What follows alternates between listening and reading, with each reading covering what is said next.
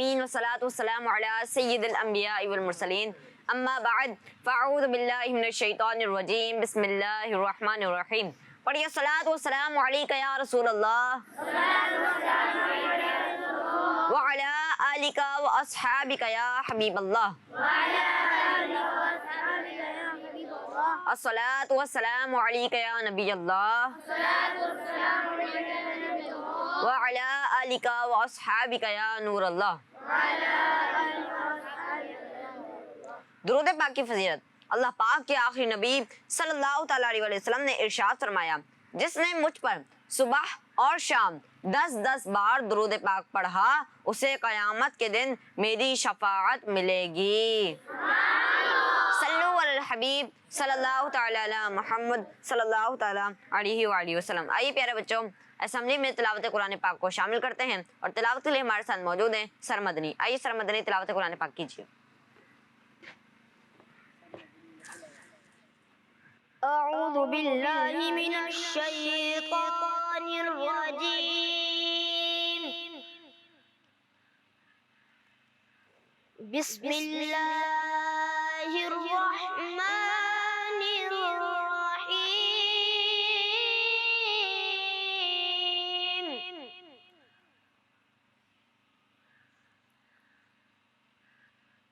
ان الصفا والمروة من شعائر الله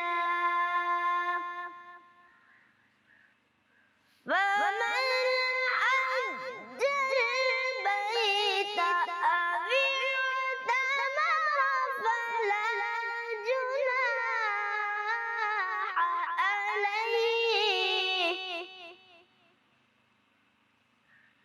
فلا جناح عليه أن يطوف بهما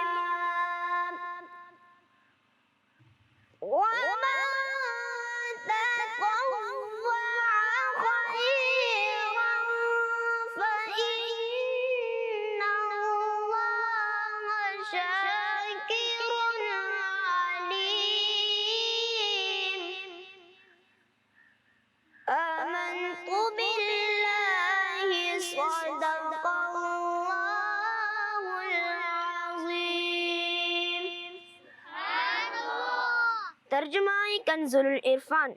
بے شک صفا اور مروہ اللہ کی نشانیوں میں سے ہے، تو جو اس گھر کا حج یا عمرہ کرے اس پر کچھ گناہ نہیں کہ ان دونوں کے چکر لگائے، اور جو کوئی اپنی طرف سے بھلائی کرے تو بے شک اللہ نیکی کا بدلہ دینے والا خبردار ہے.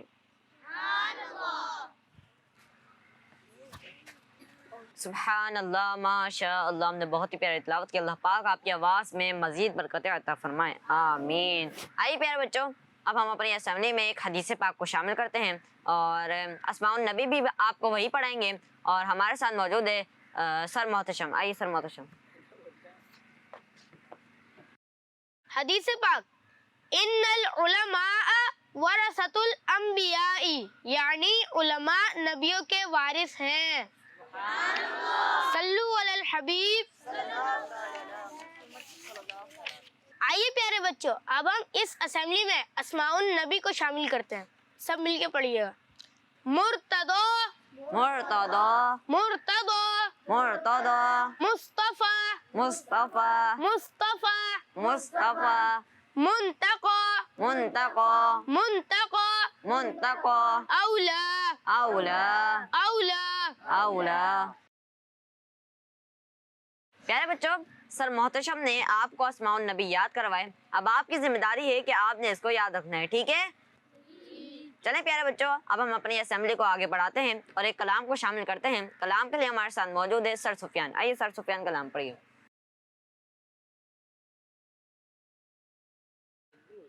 صلی اللہ علیہ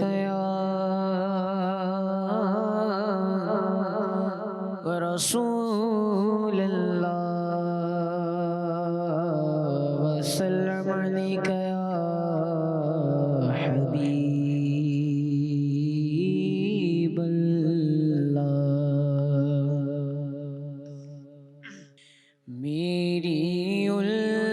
الفت مدینے سے یوں ہی نہیں، میرے آقا کا روضہ مدینے میں ہے، میری الفت مدینے سے یوں ہی نہیں، میرے آقا کا روضہ مدینے میں ہے، میں مدینے کی جانب نہ کیسے کھینچوں، میرا دین اور دنیا مدینے میں ہے، عرش اعظم سے جس کی بڑی شان ہے،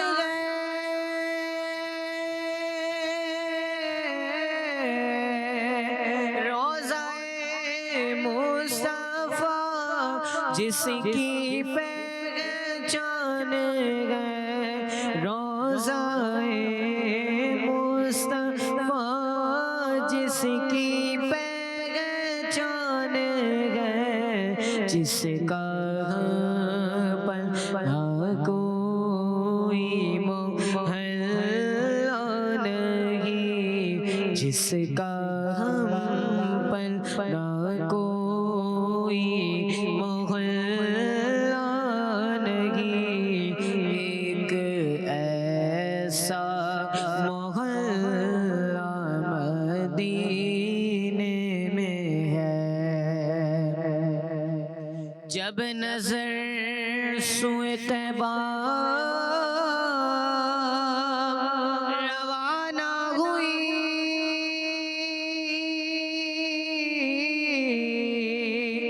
ساتھ دل بھی گیا، ساتھ جان بھی گئی، ساتھ دل بھی گیا، ساتھ جان بھی گئی، میں منیب اب رہوں گا یہاں کس لیے، میں منیب اب رہوں گا یہاں کس لیے، میرا سارا اثاثہ مدینے میں ہے، میری الفت مدینے سے یوں ہی نہیں، میرے آقا کا روضہ مدینے میں ہے۔ آئیے پیارے بچوں، علم اضافے کی دعا کو پڑھ لیتے ہیں۔ الصلاۃ والسلام علیک یا رسول اللہ وعلی آلک واصحابک یا حبیب اللہ، ربی زدنی علما، ربی زدنی علما، ربی زدنی علما، الصلاۃ والسلام علیک یا نبی اللہ وعلی آلک واصحابک یا نور اللہ۔ چلیں پیارے بچوں، اب ہماری اسمبلی کا وقت ختم ہو چکا ہے، اب سب لائن بنا کر اپنی کلاسز میں چلے جائیے۔ اسکول ہو تو ایسا، کیا بات ہے، دین و دنیا کے آداب سیکھے جہاں، دین و دنیا کے آداب سیکھے جہاں، اسکول ہو تو ایسا ہے، اسکول ہو تو ایسا، اسکول ہو تو ایسا۔ السلام علیکم ورحمۃ اللہ وبرکاتہ۔ وعلیکم السلام ورحمۃ اللہ وبرکاتہ۔ کیسے ہیں آپ سب؟ الحمدللہ رب العالمین علی کل حال۔ اسٹوڈینٹس، ہمارا کون سا یونٹ ہے؟ عربی کا ہمارا یونٹ ہے۔ کون سا یونٹ؟ عربی کا۔ دین و دنیا کے آداب سیکھے جہاں، تو पिछली क्लास में हमने कुछ सब्जियों के नाम अरबी में सीखे थे, तो आज हम कुछ खाने पीने की चीज़ों के नाम अरबी में सीखेंगे। तो खाने पीने की चीज़ों को अरबी में अशियाउल माकूलात कहते हैं। क्या कहते हैं? तो बच्चों, नॉर्मली सालन के साथ रोटी खाई जाती है और रोटी को अरबी में खुब्जुन कहते हैं। क्या कहते हैं? तवज्जो के साथ, क्या कहते हैं? खुब्जुन रोटी को कहते हैं। और उसके अलावा चपाती को अरबी में रगीफ कहते हैं। क्या कहते हैं? रोटी को क्या कहते हैं? और चपाती को जबरदस्त। तो अब हम सीखते हैं कि पराठे को अरबी में क्या कहते हैं। पराठे को अरबी में फतीरा कहते हैं। क्या कहते हैं? फतीरा। तो बच्चों, अब हम एक छोटी सी एक्टिविटी करते हैं कि हमने ये 3 चीजें हमने सीखी हैं अरबी में, मैं अरबी में लिखूंगा और आप में से 3 स्टूडेंट्स आएंगे और उसके अरबी के आगे उसका उर्दू लिखेंगे। तैयार हैं आप सब? तीनों दुनिया के आदाब सीखे जहां। खुब्जुन को उर्दू में क्या कहते हैं? हाथ खड़ा करें तो आप आ जाएं। लिखिए।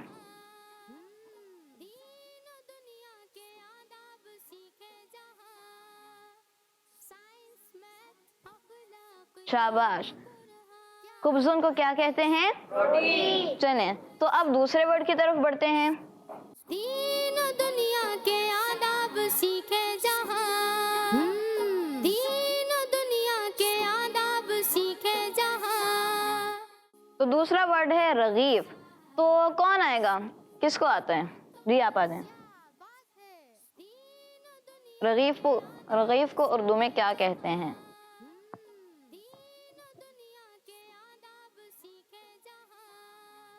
जी, तो इन्होंने लिखा है रगीफ को उर्दू में चपाती कहते हैं। तो इनका जवाब दुरुस्त है जी। तो रगीफ को उर्दू में चपाती कहते हैं और रोटी को अरबी में क्या कहते हैं? खुब्जुन। तो अब हम तीसरे वर्ड की तरफ बढ़ेंगे। तो हमारा तीसरा वर्ड है फतीरा। तीनों दुनिया के आदाब सीखे जहां। तीनों दुनिया के आदाब सीखे जहां। तो कौन बताएगा कि फतीरा को उर्दू में क्या कहते हैं? आप आ जाएं।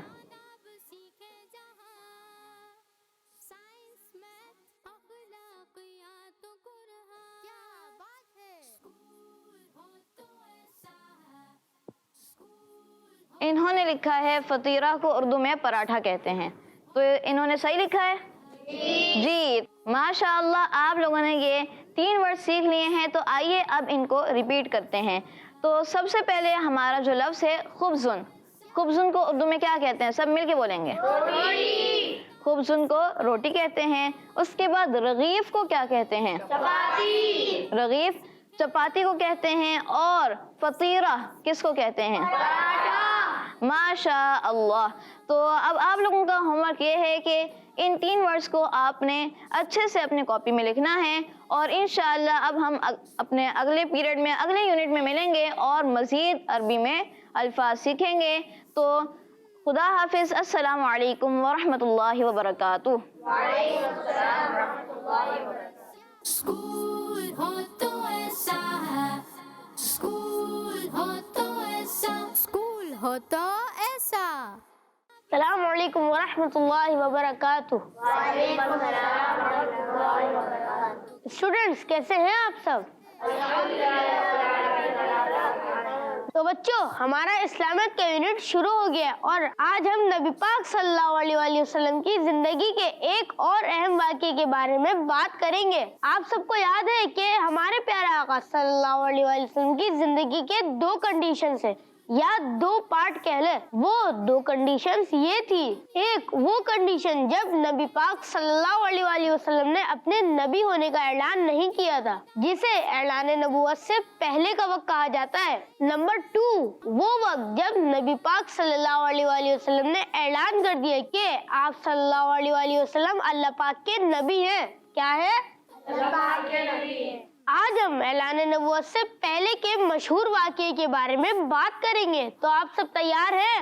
जी। پیارے بچوں، جب ہمارے پیارے آقا صلی اللہ علیہ وآلہ وسلم کی عمر مبارک تقریباً 25 سال تھی تو آپ کی سچائی اور امانت داری بہت مشہور ہو چکی تھی۔ آپ کو صادق و امین کہا جاتا تھا کیونکہ آپ ہمیشہ سچ بولتے اور امانت کی حفاظت کیا کرتے تھے۔ بی بی خدیجہ رضی اللہ تعالیٰ عنہ جو مکہ کی ایک بہت مالدار خاتون تھی، ان کو ایک امانت دار شخص کی ضرورت تھی تاکہ ان کا کاروباری سامان ملک کے شام لے جایا جا سکے۔ بی بی خدیجہ رضی اللہ تعالیٰ عنہ نے نبی پاک صلی اللہ علیہ وآلہ وسلم کو یہ آفر کی کہ اگر آپ ان کا سامان لے کر جائیں گے تو وہ آپ کو ڈبل پیمنٹ دیں گی۔ نبی پاک صلی اللہ علیہ وآلہ وسلم نے یہ آفر قبول کر لی اور سامان لے کے ملک شام روانہ ہوئے۔ اس سفر میں بی بی خدیجہ رضی اللہ تعالیٰ عنہ نے اپنے غلام میسرہ کو نبی پاک صلی اللہ علیہ وآلہ وسلم کے ساتھ بھیجا تاکہ وہ آپ کی خدمت کر سکے۔ بچوں،